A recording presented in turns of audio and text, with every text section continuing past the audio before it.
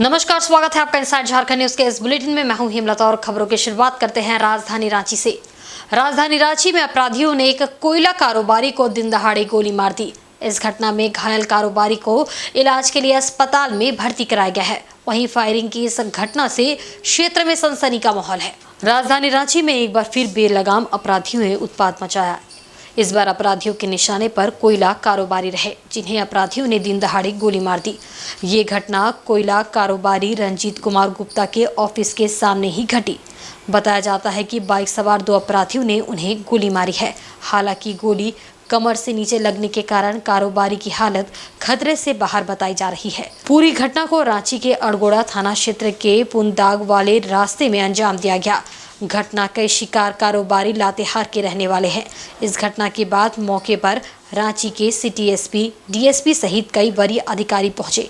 आगे पुलिस मामले की जांच में जुटी हुई है। ये अड़गोड़ा थाना क्षेत्र में अगर आप देख रहे हैं कि एक रंजीत कुमार गुप्ता नामक व्यक्ति को दो गोली लगा है और दो गोली फायर हुआ है। एक शायद यहीं नीचे ही गिर गया था और एक शायद लगा है। अभी रिम्स में उनका इलाज चल रहा है और अभी प्रारंभिक जांच में यही पता चला है कि ये कुछ कोयले का व्यवसाय करते थे और अभी उनसे पूछताछ हुई है तो उन्होंने बताया कि वो नहीं पहचानते हैं जो दो अज्ञात अपराध कर्मी हैं। बाकी आगे की जांच स्टार्ट कर रहे हैं। कुछ स्टार्टिंग के क्लू मिले हैं तो उन्हीं पे ही इन्वेस्टिगेशन जारी है और टीम्स को बांटकर उनका जल्दी पता लगाया जाएगा। झारखंड की राजधानी रांची सहित पूरे राज्य में आने वाले दिनों में अच्छी बारिश होने की प्रबल संभावना है। रांची मौसम विज्ञान केंद्र ने ये संभावना जताई है। इसके तहत राज्य के कुछ हिस्सों में हल्के मध्यम दर्जे की बारिश के साथ कई जगहों पर तेज गर्जन और वज्रपात भी हो सकती है। राज्य में विगत दिनों से मानसून की स्थिति कमजोर जरूर बनी थी, लेकिन अब ऐसा नहीं है। रांची मौसम विज्ञान केंद्र के मौसम पूर्वानुमान के अनुसार आने वाले दिनों में साइक्लोनिक सर्कुलेशन के कारण मानसून की अच्छी बारिश होने की प्रबल संभावना है। इसके तहत झारखंड के कुछ हिस्सों में हल्के मध्यम दर्जे की बारिश होगी। वहीं कुछ हिस्सों में भारी बारिश के साथ गर्जन और वज्रपात भी हो सकती है। इसे देखते हुए मौसम विभाग की ओर से चेतावनी दी गई है कि गर्जन और वज्रपात के समय में जर्जर भवन, पेड़ और पोल के नीचे नहीं रहे। जहां तक संभव हो सके इस दौरान सुरक्षित स्थान पर ही शरण ले। बता दें कि झारखंड के 5 जिलों में अब तक सामान्य वर्षापात देखा गया है। वहीं राज्य के एक जिले में सामान्य से अधिक वर्षापात भी देखा गया है, जबकि 13 जिलों में सामान्य से कम भी वर्षापात हुई है। हालांकि आने वाले दिनों में मौसम के रुख में बदलाव आने की पूरी संभावना है। इस दौरान अच्छी बारिश होने की पूरी संभावना जताई जा रही है। तो 6 और 7 तारीख राज्य में लगभग सभी स्थानों पे हल्के से मध्यम दर्जे की बारिश आपको देखने को मिलेगी और 8, 9, 10 इन 3 दिनों में राज्य में कई स्थानों पे आपको गर्जन वज्रपात के साथ में हल्के से मध्यम दर्जे की बारिश देखने को मिलेगी। चेतावनी की बात करें तो 6 और 7 में झारखंड में कुछ स्थानों में भारी बारिश की चेतावनी है। अगर 6 तारीख की बात की जाए तो दक्षिणी के साथ में कुछ जो सटे हुए मध्य भाग है वहाँ पर आपको भारी बारिश देखने को मिल सकती है। और 7 तारीख की बात करें तो 7 तारीख में भी इसी रीजन में दक्षिणी और सटे हुए जो मध्य भाग है वहाँ पे आपको भारी बारिश देखने को मिल सकती है। और 6 और 7 में गर्जन वज्रपात की भी चेतावनी है कि लोगों से हम उम्मीद करते हैं कि वो थोड़ा सचेत रहेंगे और गर्जन वज्रपात के समय में पेड़ के नीचे, पोल के नीचे या जर्जर मकानों के आसपास में नहीं रहेंगे, सुरक्षित स्थानों पर उस समय शरण लेंगे। तो अभी अगर मानसून की बात की जाए तो अभी तक झारखंड में जो वास्तविक वर्षापात है 148.3 मिलीमीटर है और जो इस अवधि का जो सामान्य वर्षापात है 246.2 मिलीमीटर है। जो विचलन है, डिपार्चर है, वो -40% है। और झारखंड में 5 जिले ऐसे हैं जहाँ पे सामान्य वर्षापात है। एक जिला ऐसा है जहाँ सामान्य से ज़्यादा वर्षापात है। 13 जिले ऐसे हैं जहाँ सामान्य से कम वर्षापात है और 5 जिले ऐसे हैं जहाँ सामान्य से थोड़ा ज़्यादा कम वर्षापात है। जमशेदपुर के बारेडी गोल चक्कर का विवाद थमने का नाम नहीं ले रहा है। आंदोलन के 6वें दिन एक बार फिर जिला प्रशासन की ओर से आंदोलनकारियों पर कार्रवाई करने का नोटिस जारी कर दिया गया। उसके बाद अब बिरसा सेना, टाटा स्टील और जीएनएसी के खिलाफ मुकदमा दर्ज करने का ऐलान कर दिया है।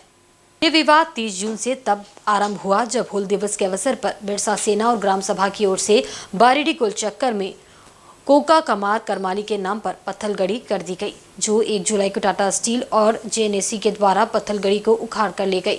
जिसके बाद से ये आंदोलन उग्र रूप लेने लगा और 4 जुलाई को आर पार की लड़ाई लड़ते हुए जिला प्रशासन ने जेएनएसी के अधिकारी और एक टीम आ खड़ी हुई। वहीं दूसरी ओर बिरसा सेना और ग्राम सभा के सदस्य तीर धनुष लेकर सामने तैनात हो गए।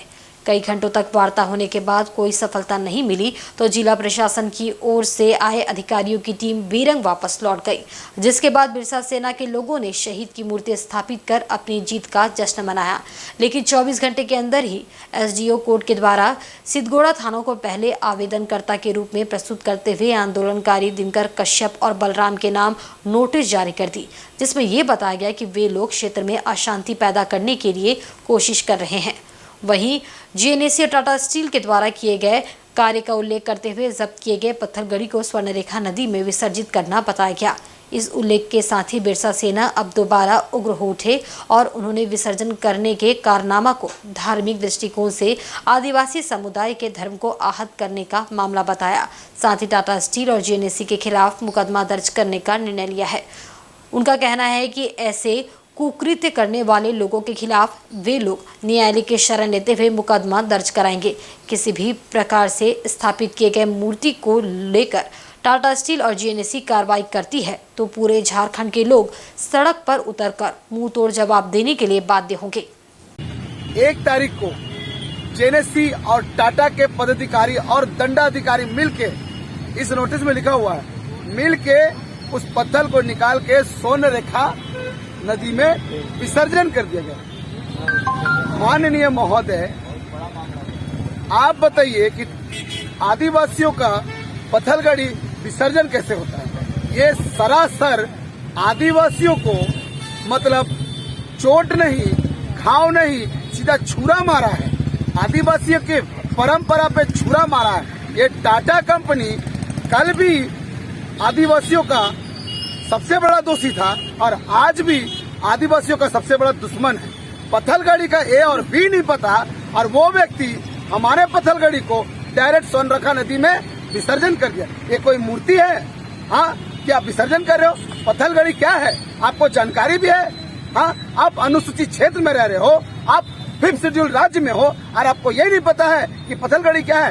टाटा कंपनी कान खोल के सुन ले, आपने जो हरकत किया है और आपके अधिकारियों ने, आप जो प्रशासन का दल बल लेके मुझ पे आप गुंडागर्दी करना चाहते हो और हमारे लोगों के ऊपर में गुंडागर्दी करना चाहते हो, ये बिरसा सेना कतई नहीं सहेगा और ये झारखंडी समाज कतई नहीं सहेगा। और एक बात मैं कहना चाहूंगा कि आज ये देखने को मिल गया है कि टाटा कंपनी कभी भी सामने से वार नहीं करती है, पीछे से वार करती है। तो आप कायर हो और इतने सालों से आदिवासियों के पीठ पे हमेशा वार किए हो।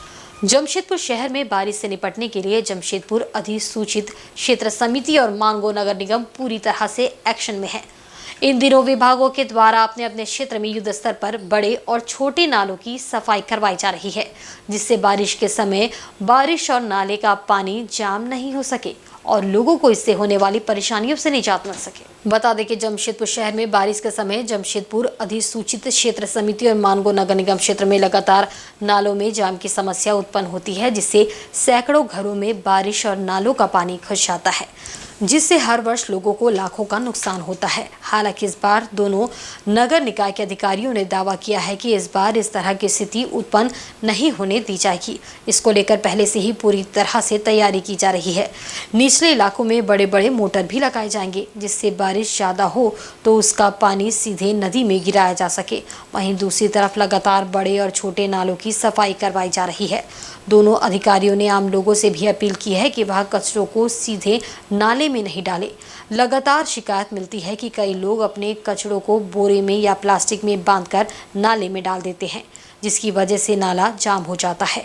हालांकि दोनों अधिकारियों ने दावा किया है कि शहर के तमाम क्षेत्रों में नालों की सफाई युद्ध स्तर पर की जा रही है, जिससे कोई भी नाला बारिश के समय जाम नहीं हो सके। इसे लेकर तेजी से काम किया जा रहा है। पूर्व नाली को साफ करने के लिए हम लोगों ने एक कार्य योजना तैयार किया है और मैंने इसको नालियों को 3 क्षेत्र में बांटा है।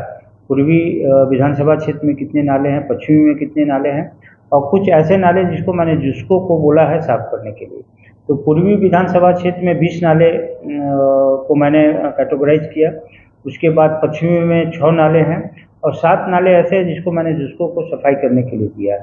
तो ये 26 मई से मैंने ये कार्य प्रारंभ कर दिया है और तिथि भी मैंने निश्चित कर दी है कि इस तिथि तक आप इसको साफ सफाई करें। अगर कोई परेशानी हो तो आप मुझे बताएं। तो ये नाला काफ़ी अच्छा प्रगति चल रहा है नाले की साफ सफाई और करीब 60% नाले की हम लोगों ने सफाई अभी तक कर दिया है।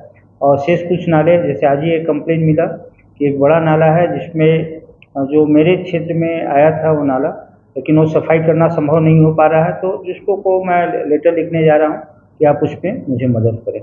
तो मेरा टारगेट है कि इस 30 तारीख तक मैं सभी नालों को सफाई करूँ।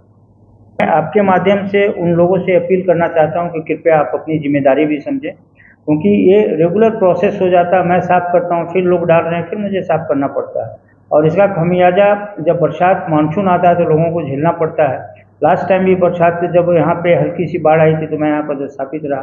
मैंने देखा है कि कितने मुश्किलों का सामना लोगों को करना पड़ा। तो मैं आपके माध्यम से अपील करता हूँ, कृपया नाले में कुछ ऐसे अनावश्यक चीज़ को न डालें जिसके कारण आपको ही परेशानी हो।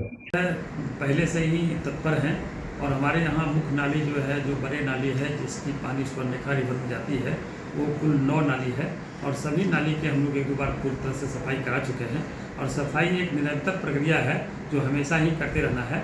इस संदर्भ हमारे विभागीय सचिव महोदय का भी डायरेक्शन प्राप्त हुआ था, जिला के उपायुक्त महोदय का डायरेक्शन प्राप्त हुआ था कि हर हाल में सभी नाली जो है मानसून के पहले क्लीन कर लिया जाए और इसी को ध्यान रखते हुए हम लोग ने अभी तक जो है जितने भी नालियाँ हमारी हैं सभी नाली को हम लोग सफाई करा दिए हैं। अभी भी हम लोग का डे टू डे का काम है, हम लोग नियमित रूप से सफाई इसकी कराते रहते हैं। जैसा कि आपने देखा भी होगा 2-3 वर्षा भी हुई है, लेकिन कहीं भी मानपुर नगर निगम में आपको ओवरफ्लो या जाम जैसी स्थिति देखने को नहीं मिला होगा, क्योंकि हम लोग पहले से ही पर तत्पर है। देखिए, सबसे बड़ी बात है कि लोगों की नज़र में जो नाली होती है ना, उनके लिए सर्वसुलभ डस्टबिन होता है। घर के जितने कचरा हैं लोग उसमें डाल देते हैं। इसको हम लोग अवेयरनेस प्रोग्राम चला रहे हैं, लोग को हम लोग जागरूक कर रहे हैं कि आप नाली कचरा मत डालें। आप देखे होंगे कि अभी आपको कुछ दिनों से 6-7 महीना से हम लोग जो है प्रत्येक मोहल्ला कहना तो थोड़ी सी जल्दीबाजी होगी, बल्कि मैक्सिमम मोहल्ला में हम लोग डोर टू डोर की गाड़ी चलवाते हैं और लोग का आह्वान भी कर रहे हैं कि आप लोग कचरा जो है हमारी गाड़ी में दें। अगर सुबह टाइम आप देखेंगे तो कम से कम आपको 20-25 गाड़ियाँ टिपर जो है प्रत्येक मोहल्ला में किसी न किसी मोहल्ला में आपको घूमते नजर आएगा। सबका रूट तय है और उसी रूट में गाड़ी जाती है और 75% लोग कचरा देते हैं, 25% लोग अभी भी जो है कचरा ये तो फेंकते हैं। तो इस पर हम लोग काम कर रहे हैं और कुछ ही दिनों के बाद जो है हमको लगेगा कि सब लोग जागरूक हो गए। झारखंड सरकार की चाइल्ड फ्रेंडली स्कीम और नशा मुक्त अभियान को लेकर झारखंड राज्य बाल संरक्षण आयोग के सदस्य सुनील कुमार वर्मा जमशेदपुर दौरे पर पहुंचे। इस दौरान उन्होंने विभिन्न संस्था के कामकाज का निरीक्षण किया, साथ ही विभागीय अधिकारियों के साथ बैठक कर कई खामियों को दुरुस्त करने के निर्देश भी दिए। इस दौरे के दौरान उन्होंने जमशेदपुर के बागुनातो स्थित मस्ती का पाठशाला और विभिन्न क्षेत्रों के आंगनबाड़ी और घागीरी स्थित बाल सुधार गृह में जाकर वहां की व्यवस्था का जायजा लिया, जहां कुछ नाबालिगों का तनाव में आकर हाथ की नसें काटकर जान देने का मामला भी सामने आया है। इसे लेकर योग की पाठशाला खोलने का जिले के उपायुक्त से मांग करने की बात कही गई ताकि नाबालिग तनाव से मुक्त रहे। वहीं इस दौरान सुशील कुमार वर्मा ने कहा कि मस्ती की पाठशाला एक ऐसी पाठशाला है जहां स्टेशन के प्लेटफॉर्म और शहर के विभिन्न फुटपाथ में रहने वाले वैसे बच्चे जो छोटी उम्र में ही नशे का सेवन करने लग जाते हैं, उन्हें CSR के अंतर्गत संचालित संस्था के सदस्यों के द्वारा यहां पर लाया जाता है। फिर इन बच्चों को मुख्य धारा से जोड़ते हुए अच्छे संस्कार दिए जाते हैं। इस दौरे के दौरान उन्होंने कुछ बच्चों से मुलाकात करने के बाद कहा कि कुछ ऐसे बच्चे हैं जो 12 वर्ष की उम्र में ही इस नशे के आदी हो गए थे, लेकिन आज वह हिंदी के अलावा अंग्रेजी भी फर्राटे के साथ बोलते हैं। ये एक बहुत महत्वपूर्ण कार्य है। जमशेदपुर के इस मस्ती की पाठशाला को देखते हुए पूरे राज्य में सरकार के द्वारा ऐसे ही पाठशाला खोलने का निर्णय लिया है। इसके अलावा उन्होंने ये भी कहा है कि आंगनबाड़ी और कस्तूरबा विद्यालय का भी उन्होंने निरीक्षण किया, जहां कुछ समस्याएं सामने आई, जिसका निदान का निर्देश दिया गया है। आगे 27 जुलाई को दोबारा इन केंद्रों का निरीक्षण किया जाएगा। सबसे बड़ी बात है कि हमने ये जो कार्य देखा है मस्ती की पाठशाला को, ये इसे धरातलपुर और भी जिलों में उतारने के लिए CSR फंडिंग हो या NGOs के माध्यम से हो या आयोग की पहल हो, तो इसके माध्यम से हम लोग जो है इनोवेशन के साथ कार्य करेंगे। और हमने कस्तूरबा गांधी उच्च विद्यालय, कस्तूरबा गांधी विद्यालय, आंगनबाड़ी सेंटर, जहाँ जहाँ हमने भ्रमण किया, जहाँ जहाँ देखा कि कुछ कमी है उसको सुधारने का हम लोग निर्देश दिया है। कुछ पानी की समस्याएं थी कुछ विद्यालयों में, आंगनबाड़ी सेंटर में, उनको मैंने निर्देश दिया है कि पानी की व्यवस्था जो है उसको यथाशीघ्र जो है उसको ये किया जाए, व्यवस्था किया जाए, ताकि पानी जो है कंटिन्यूअस मिलता रहे वहाँ बच्चियों को। और हम लोगों ने बाल प्रोबेशन में गया था, प्रोबेशन होम में जो है कुछ बच्चे लोग जो है जैसे नशे काट ले रहे हैं, कुछ डिप्रेशन का शिकार है, तो ऐसे बच्चों के लिए एक कम से कम योगा टीचर जो है बहाल करने की आवश्यकता है। मैडम उपायुक्त महोदय को भी हमने जो है बताया। मानगो थाना अंतर्गत बड़ा हनुमान मंदिर को निशाना बनाते हुए चोरों ने मंदिर की दान पेटी से रुपयों की चोरी कर ली। घटना को अंजाम देने के बाद चोर आराम से फरार हो गए। इसकी जानकारी मंदिर कमेटी को तब हुई जब वे शुक्रवार की सुबह मंदिर खोलने पहुंचे। उन्होंने पाया कि दान पेटी टूटी हुई है और उसमें रखे पैसे गायब है। उन्होंने तत्काल इसकी सूचना पुलिस को दी। इसकी सूचना पाकर पुलिस मौके पर पहुंची और मामले की जांच में जुट गई। मंदिर के CCTV में चोर की गतिविधि कैद हो गई है। कैमरे में एक चोर चोरी करते दिखाई दे रहा है। जानकारी देते हुए मंदिर कमेटी के सेक्रेटरी शिव प्रकाश शर्मा ने बताया कि चोर देर रात 2 बजे मंदिर में घुसा और थोड़ी देर में चोरी कर बाहर निकल आया। उन्होंने बताया कि मंदिर कमेटी हर 2 महीने में दान पेटी खोलती है। आगामी मंगलवार को भी दान पेटी खुलनी थी, पर उससे पहले चोरी हो गई। उन्होंने बताया कि दान पेटी में लगभग 50 से 60 हजार रुपए होंगे। फिलहाल पुलिस मामले की जांच कर रही है।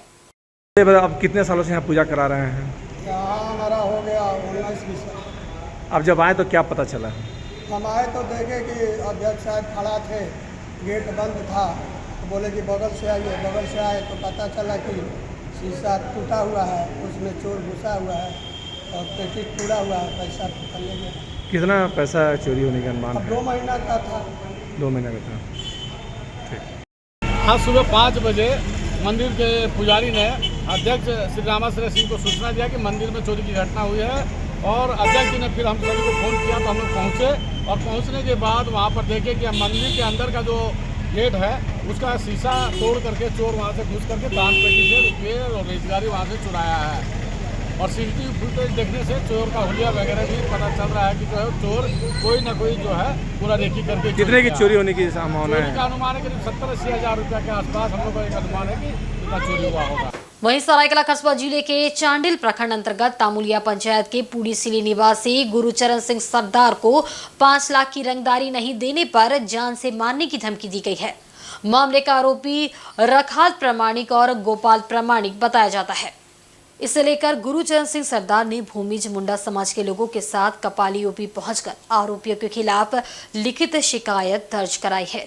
वहीं इस विषय पर भूमिज मुंडा समाज के अध्यक्ष अमर सिंह सरदार ने बताया कि गुरुचरण सिंह सरदार के जमीन पर गोपाल प्रामाणिक और रखाल प्रामाणिक द्वारा जबरन कब्जा किया जा रहा है, जिसकी लिखित सूचना उन लोगों ने कपाली पुलिस को दे दी है। यदि इस पर पुलिस निष्पक्ष कार्रवाई नहीं करती है तो भूमिज मुंडा समाज द्वारा प्रशासन के खिलाफ सड़क पर उतरकर उग्र आंदोलन किया जाएगा। वहीं गोपाल प्रामाणिक ने इस मामले को लेकर उन पर लगे सारे आरोपों को बेबुनियाद और निराधार बताया है।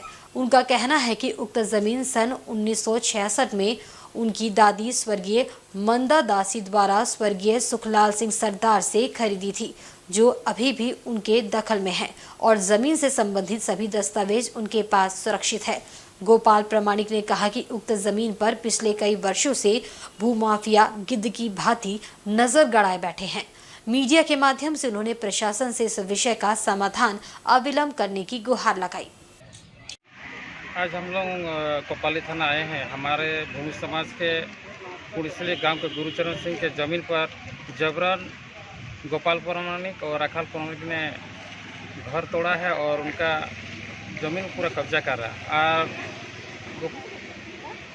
गुरुचरण सिंह को 5 लाख रुपए रंगदारी भी मांगा था और उनका घर में बम भी फोड़ा था। बाहर से कुछ अज्ञात 15-20 आदमी को बुलाया था ताकि माने आसानी से उसका ज़मीन कब्जा हो जाए। सर मामला हमारा दीदी 1966 साल में ज़मीन को खरीदा था मंदा दासी, जो मेरे दखल में अभी भी है। ये लोग सरासरी मेरा ज़मीन को हड़पने के लिए ये लोग कब्जा कर रहा है। इधर सरायकेला जिले के आदित्यपुर के मुस्लिम बस्ती में हुए फिरोज अंसारी हत्याकांड की गुत्थी पुलिस ने सुलझा ली है। इस हत्याकांड में शामिल 3 अभियुक्तों मुस्तफा अंसारी, अब्दुल करीम और मोहम्मद दिलदार को पुलिस ने गिरफ्तार कर लिया है। साथ ही हत्या में प्रयुक्त पिस्टल भी बरामद कर लिया गया है। आदित्यपुर थाना में एक प्रेस वार्ता आयोजित कर सरायकेला के एसडीपीओ हरविंदर सिंह ने इस हत्याकांड का खुलासा किया। एसडीपीओ ने बताया कि ब्राउन शुगर के अवैध कारोबार में वर्चस्व को लेकर ही फिरोज की हत्या की गई है। घांगीडीह जेल में बंद brown sugar peddler Dolly Praveen ने जेल में ही हत्या की योजना बनाई थी। उसने फिरोज की हत्या का प्लान अपने भतीजे मुस्तफा अंसारी के साथ मिलकर बनाया और मुस्तफा ने बस्ती के ही युवक अब्दुल करीम और मोहम्मद दिलदार के साथ मिलकर इस हत्याकांड को अंजाम दिया। गौरतलब है कि कादिम खान की पत्नी डॉली परवीन की अपने पति से ही नशे के इस कारोबार में दुश्मनी है। डॉली अपने भाई भतीजे के साथ मिलकर इस कारोबार को जेल से संभाल रही है। पुलिस ने अपने साइबर सेल की मदद से पहले मुस्तफा को धर दबोचा, जिनसे पूछताछ में हत्याकांड की सारी सच्चाई उगल थी। पुलिस को मोहम्मद दिलदार के घर से हत्या में प्रयुक्त पिस्टल भी बरामद हुई है। फिलहाल पुलिस ने तीनों अभियुक्तों को न्यायिक हिरासत में भेज दिया है। काफ़ी त्वरित कार्रवाई करते हुए लगभग 3 से 4 दिनों में इस ब्लाइंड मर्डर केस का जो है उद्भेदन किया गया है। और ये अब तथ्य सामने आए हैं कि जो नवंबर में एक घटना हुई थी शाबिर हत्याकांड, उन्हीं के जो एक पुत्र हैं मुस्तफ़ा अंसारी, उनके पुत्र जब जेल में थे उस दौरान आज से 3-4 महीने पहले की बात है, उस दौरान उनका संपर्क जो यहाँ की कुख्यात अपराध कर्मी है जो एनडीपीएस में बहुत ही ज़्यादा इनफेमस है, डॉली परवीन, उनके साथ उनका संपर्क जेल में हुआ। और जेल में जो है उनको उनके द्वारा इंसाइट किया गया, उनको इंस्टिगेट किया गया कि तुम्हारे जो पिता की हत्या है उसमें जो मृतक हैं मोहम्मद फिरोज कि उनके द्वारा भी उसमें कुछ ना कुछ सहयोग जो षड्यंत्र करता थे उसके रूप में किया गया। सीआईआई पूर्वी जोन की एक कार्यशाला आदित्यपुर के एक निजी होटल में संपन्न हुई, जिसमें बतौर मुख्य अतिथि झारखंड के उद्योग सचिव जितेंद्र सिंह मौजूद रहे। कार्यशाला में झारखंड सहित पूर्वी जोन के बदलते औद्योगिक क्रांति के रूप में डेवलप करने पर चर्चा की गई। सेमिनार को संबोधित करते हुए उद्योग सचिव जितेंद्र सिंह ने बताया कि झारखंड सरकार राज्य में ग्रीन एनर्जी सहित मैन्युफैक्चरिंग यूनिट विकसित करने को लेकर उद्यमियों को प्रोत्साहित करने की दिशा में तेजी से काम कर रही है। साथ ही राज्य में औद्योगिक माहौल तैयार किया जा रहा है। आने वाले दिनों में इसका असर देखने को मिलेगा। आदित्यपुर इंडस्ट्रियल एरिया को और भी विकसित किया जाएगा। अगले 3 से 4 महीने में सड़क, पार्किंग, सीवरेज, ड्रेनेज सिस्टम दुरुस्त करने के लिए एजेंसी के साथ करार करने की योजना है। वहीं सीआईआई पूर्वी जोन के डिप्टी चेयरमैन एसके बेहरा ने झारखंड सहित पूर्वी राज्यों के उद्यमियों से मैन्युफैक्चरिंग उद्योगों में बढ़ चढ़कर आगे आने की बात कही। उन्होंने कहा कि देश में बेहतर औद्योगिक माहौल विकसित किया जा रहा है, ऐसे में अभी से ही तैयारी करनी होगी। उन्होंने झारखंड की उद्योग नीति को सही बताया, मगर मूलभूत बुनियादी सुविधाओं के अभाव में अपेक्षा के अनुरूप उद्योग विकसित नहीं होने पर चिंता जताई। उन्होंने भरोसा जताया कि सरकार इस पर ध्यान देगी और जल्द ही झारखंड को औद्योगिक मैन्युफैक्चरिंग हब के रूप में विकसित किया जा सकेगा। मौके पर सीआईआई पूर्वी जोन के तमाम प्रतिनिधि मौजूद रहे। यंग एंटरप्रेन्योर्स हो और चाहे वो एग्जिस्टिंग यूनिट है, सबके लिए एप्लीकेबल है। और इनफैक्ट जितनी भी CPIS है, जो मैंने बताया कि कॉम्प्रिहेंसिव प्रोजेक्ट इन्वेस्टमेंट सब्सिडी है, जिसमें हम 25 करोड़ रुपए 30 करोड़ रुपए अलग अलग देते हैं, वो केवल यंग एंटरप्रेन्योर्स के लिए जिनकी पहली बार उन्होंने कंपनी शुरू करी है उन्हीं के लिए है। और इसके अलावा अगर वो एंटरप्रेन्योर SC ST या फिजिकली डिसेबल्ड हैं तो उनको 5% एक्स्ट्रा बेनिफिट है। ज़्यादा की बोर्ड मीटिंग में ये डिसाइड हो गया है कि जितने भी इंडस्ट्रियल एरियाज हैं उन सब का रिनोवेशन किया जाएगा, उनकी अच्छे तरीके से सारा का दोबारा मेकलिफ्ट किया जाएगा। इसी कंटेक्स्ट में आदित्यपुर की रोड के लिए भी DPR बनने की प्रोसेस चालू हो गई है और रोड कंस्ट्रक्शन डिपार्टमेंट के थ्रू इस वर्क को कराया जाएगा। वहीं पूर्वी सिंहभूम जिले के मुसाबनी के ग्रामीण इलाकों में मौसम के मिजाज को देखते हुए किसान काफी चिंतित है। उनका कहना है कि मौसम का आगे भी यही हाल रहा तो उनकी धान की खेती का हाल बेहाल हो सकता है। दरअसल इस साल मौसम का मिजाज अब तक काफी अजीबोगरीब रहा। इसे देखते हुए धान की फसल लगा रहे किसान काफी चिंतित है। इसकी वजह किसानों की उम्मीद से अब तक कम बारिश होना ही रहा है। वैसे फिलहाल स्थिति यह है कि किसान अपने खेतों में हल चलाकर धान की रोपनी को लेकर तैयारी कर चुके हैं। वहीं धान का चारा भी लगभग तैयार है, लेकिन कम बारिश होने के कारण किसान धान की खेती को लेकर काफी चिंतित है। उनका कहना है कि एक हफ्ते बाद अपनी धान के चारे को अपने खेतों में रोपनी करेंगे, लेकिन खेतों में पानी की कमी दिख रही है। हालांकि अब तक खेतों में बारिश की पानी भरी होनी चाहिए। ऐसी स्थिति में किसान अच्छी बारिश को लेकर टकटकी लगाए हुए बैठे हैं। किसान मित्र मातू माडी ने बताया कि मौसम के भरोसे धान की खेती करना काफी मुश्किल हो गया है। अब किसानों को विकल्प के रूप में बागवानी और पशुपालन की तरफ ध्यान देना चाहिए, ताकि उनकी आय का स्रोत हमेशा बना रहे। तो हम लोग जुटे हुए हैं बारिश के इंतज़ार में। कुछ बारिश तो हो रही है, लेकिन वो नाकाफ़ी है खेती के लिए, खासकर धान के लिए। अभी तो हम लोगों ने चारा तो उगाना शुरू कर दिया है, दिख भी रहा है। अभी मुझे लगता है कि 8-10 दिन के बाद ये रोपनी लायक हो जाएगा। लेकिन अब कुछ एक सालों से हम लोग देख रहे हैं इतनी अनिश्चितता है पानी का कि कभी हम लोग को एकदम से ज़्यादा बारिश का सामना करना पड़ रहा है, या फिर इस साल देखिए सूखा हो जा रहा है। तो ये सामान वितरण नहीं होने के चलते हम लोगों को बड़ी दिक्कत हो रही है, क्योंकि हम लोगों का जो खेत है वो सिर्फ़ और सिर्फ मानसून पर डिपेंड करता है। इसीलिए जब तक बारिश सितंबर तक नहीं बरसेगा, तब तक हम लोग को बड़ी दिक्कत होता है इस खेती करने में। और वक्त तो चला है एक बहुत ही छोटे से ब्रेक का। ब्रेक के बाद खबरें और भी है, आप देखते रहिए इनसाइड झारखंड न्यूज़।